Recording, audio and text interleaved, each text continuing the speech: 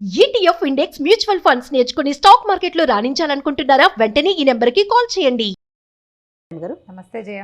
రమగారు, మనకి దీపావళి వెళ్ళిన మరుసటి రోజు నుంచి కార్తీక మాసం మొదలవుతుంది. అయితే ఈ కార్తీక మాసానికి సంబంధించి ఎన్నో సందేహాలండి.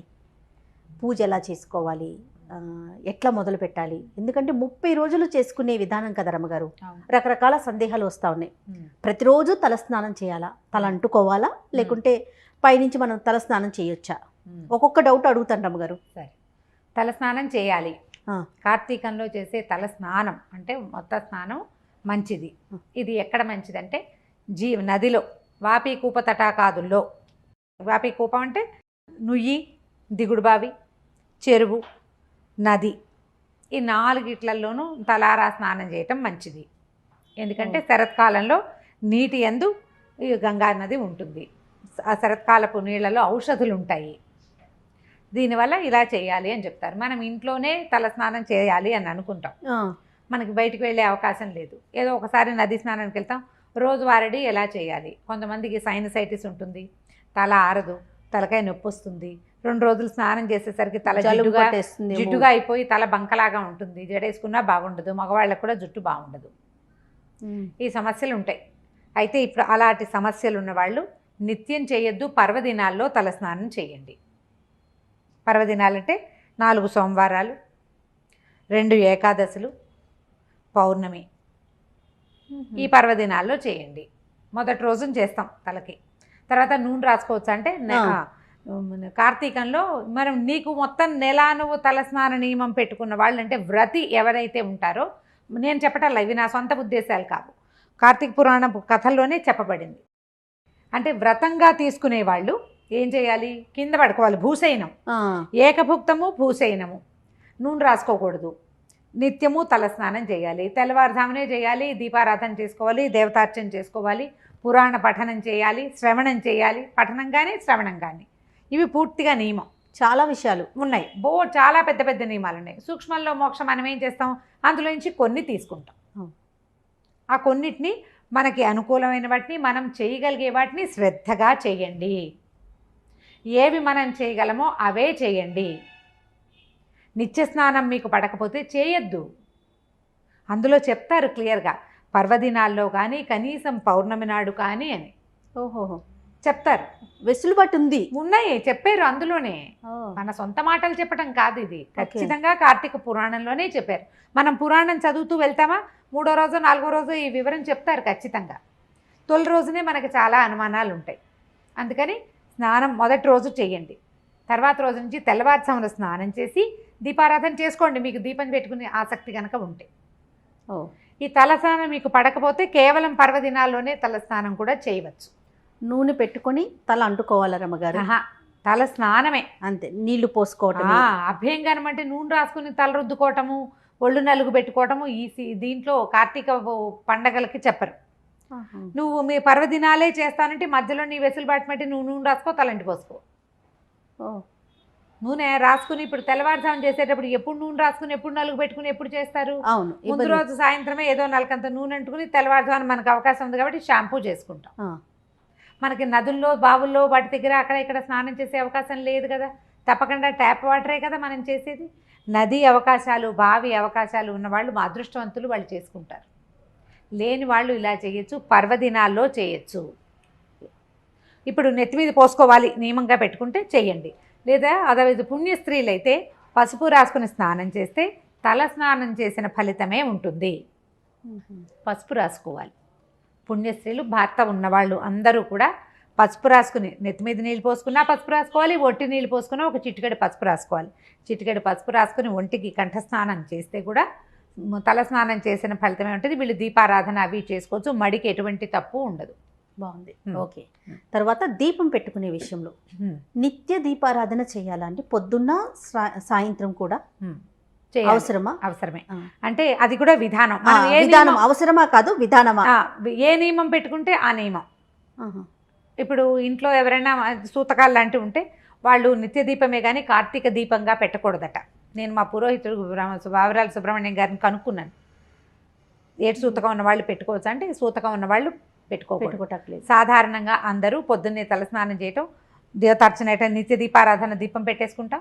తులసి కోట దగ్గర దేవాలయంలో కానీ దీపం పెట్టుకోవచ్చు. ఉదయకాలంలో నీకు సాగదు, సాయంకాలం దీపం పెట్టుకోవచ్చు. ద్విసంధ్యల్లో నువ్వు పెట్టుకునే నియమం పెట్టుకుంటే పెట్టుకోండి. మన నియమాన్ని అనుసరించే అది కూడా పురాణంలో చెప్తారు. కార్తీకంలో ఇంట్లో అసలు దీపం పెట్టుకునే వెసులుబాటు లేదు. మనకి చిన్న ఇల్లు లేదా గాలి ఎక్కువ వస్తుంది, దీపం ఆగదు. దీపం కొండెక్కిపోతే అదో దిగులు, భయం, బెంగ గోల్డ్ వస్తాయి. దేవాలయానికి వెళ్ళి దీపారాధన చేసుకోండి. నెలంతా సాయంకాలం సమీపంలో ఉన్న ఏ దేవ మందిరానికైనా వెళ్ళి దీపారాధన చేసుకోవచ్చు. శివాలయంలో కానీ విష్ణువాలయంలో కానీ అని స్పష్టంగా చెప్తారు. దీపారాధన చేసుకోవచ్చు. నువ్వుల నూనె ప్రధానం. నువ్వుల నూనెతోటి దీపారాధన. ప్రమిదిలో పెట్టుకోవాలా రమ్మగారు, లేకపోతే ఇంట్లో ఉన్న ఏ కుందులో అయినా కూడా మనం దీపం పెట్టుకోవచ్చు? నిత్య దీపారాధన అయితే కుందులో పెట్టుకోవచ్చు. వాకిళ్లలో పెట్టేది మట్టి ప్రమిద పెడితేనే మంచిది. వాకిట్లో మన మట్టి ప్రమిదే. దీపం ఎటువైపు పెట్టాలి ఇలాంటి నియమాలు చాలా మంది ప్రశ్నలు ఉంటాయి. సాధారణంగా మనం నరక చతుర్దశి నాడు దక్షిణం వైపుకి దీపం చూపిస్తాం, యమదీపం అంటాం. మిగిలిన రోజుల్లో ఈ దక్షిణముఖంగా దీపం పెట్టకూడదట. అది కూడా సుబ్రహ్మణ్యం గారే చెప్పారు. ఉత్తర దక్షిణాలు వాకిలు ఉందనుకో, అప్పుడు దీపాలు రెండు ఎదురు బదురు వచ్చేలాగా పెట్టుకోండి, తూర్పు పడమరలు అయిపోతాయి. దీపపు ఇది గుమ్మానికి మండిగాని వైపుకి పెట్టకూడదు, దీపం జ్వాల యువతలకు ఉండేలాగా పెట్టాలి. ఎదురు బదురు పెట్టుకోండి. ఇప్పుడు ఇది మనకి దక్షిణం అనుకో, ఇప్పుడు ఇది దక్షిణం, ఇది దక్షిణ వాకిలి, ఇలా పెట్టద్దు. దీపాలు రెండు ఇలా పెట్టండి, ఒకదాన్ని ఒకటి చూస్తే అప్పుడు ఇవి తూర్పు పడమరలే అవుతాయి. క్లియర్గా చెప్పామా? శంక లేకుండా.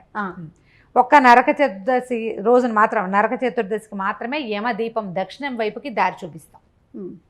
తరువాత నుంచి మళ్ళీ మామూలుగానే పెట్టుకోవాలి, ఇంకా దక్షిణ దీపం అవసరం లేదు. రమ్మగారు, వంటల్లో ఉల్లి వెల్లుల్లి ఇలాంటివి వాడుతూ ఉంటాం కదా, మరి ఈ మాసం అంతా కూడా ఏమైనా నియమం పాటించాలా? అంటే మీరు నాన్ వెజ్ తినే వాళ్ళు ఏంటి? అదే వెజిటేరియన్స్ అంటే మామూలుగా వెజిటేరియన్స్ ఉల్లి వెల్లుల్లి వాడుకునే వాళ్ళు ఉన్నారు. వాళ్ళు ఈ నెల రోజులు వాడకుండా ఉండటం మంచిది. ఉల్లి వెల్లుల్లి వాడకుండా ఉంటేనే మంచిది. నాన్ వెజ్ వాళ్ళు ఒకవేళ అంటే ఏ రోజు మీరు ఉపవాసం చేస్తారో ఆ రోజున కనీసం తినకుండా ఉండండి. ఆ రోజున ఇవి వాడకుండా ఉండండి.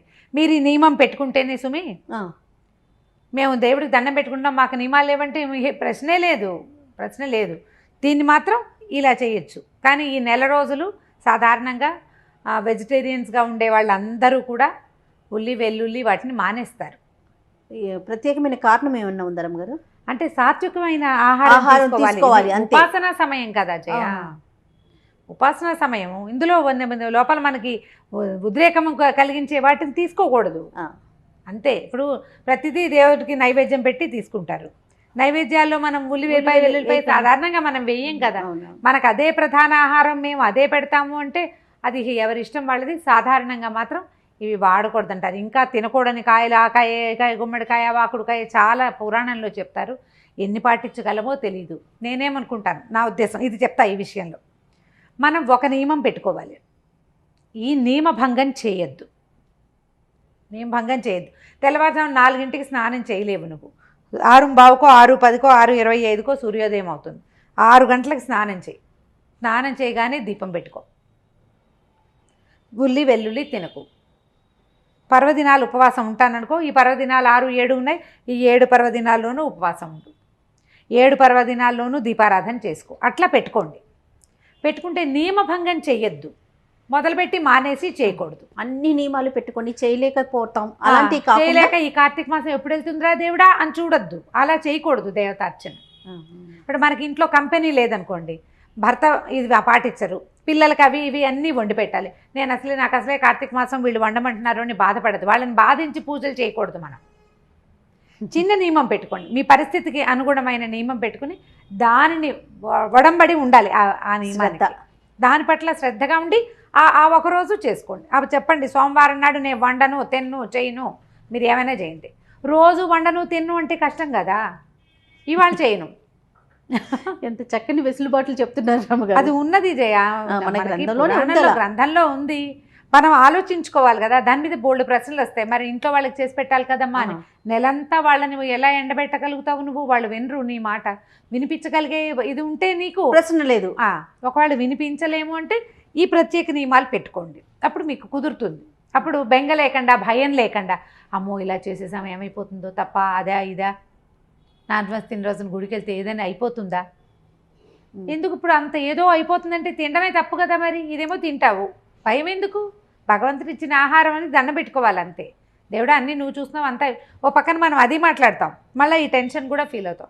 భయపడద్దు, ప్రధానంగా భక్తి శ్రద్ధతో ముందుకు వెళ్ళటం అంతే. సరే రమ్మగారు, ఇప్పటి వరకు ఉన్న డౌట్లు అయితే ఇవి. మరి ఈ మాసం వెళ్ళేలోపు మళ్ళీ వస్తూ ఉంటాయి మాకు కొత్త కొత్త సందేహాలు. డెఫినెట్గా ఇంకొక వీడియోలో మరికొన్ని డిస్కస్ చేద్దాం. అలాగే, నమస్తే. నమస్తే చేయండి. ఈ వీడియో కనుక మీకు నచ్చినట్లయితే లైక్ చేయండి, షేర్ చేయండి. మరిన్ని వీడియోస్ కోసం మా ఛానల్ని సబ్స్క్రైబ్ చేసుకోండి.